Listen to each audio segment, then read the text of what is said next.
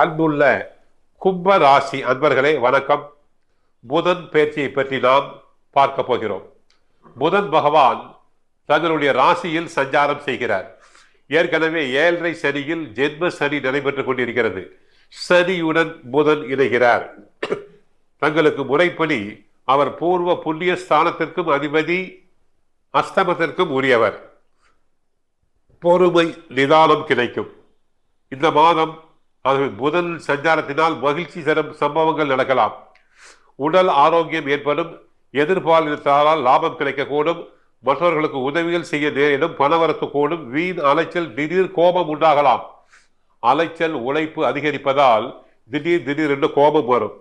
சுகஸ்தானத்தில் இருக்கும் கிரக சேர்க்கை காரிய வெற்றி தரும். மதிப்பு அந்தஸ்து உயரும். தொழில் வியாபாரத்தில் ஈடுபட்டுள்ளோருக்கு கடன் பிரச்சனைகள் தீரும். பழைய கடன்களை அடைக்க முயற்சி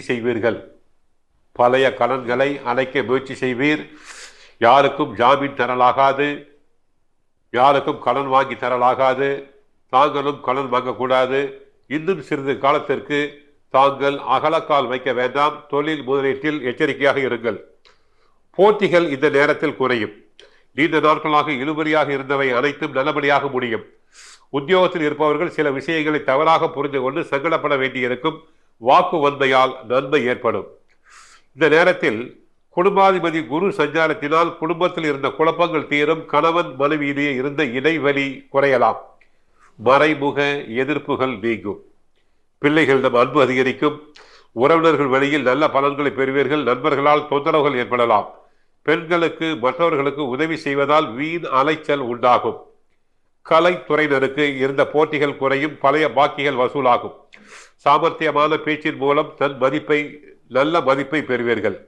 ஆகவே 7.5 சனியில் ஜென்ம சனி நடைபெறுவதால் அதனின் தாக்கம் குறைய ஜென்மத்தில் உள்ள புதன் பகவானால் ஓரளவு நன்மைகள் உண்டு. தரகு, கமிஷன், ஏஜென்சி, ஜவுளி வியாபாரத்தில் ஓரளவு பண வரவுகள் உண்டு. ஐடி துறையில் உள்ளவர்களுக்கு ஓரளவு வருமானம் உண்டு.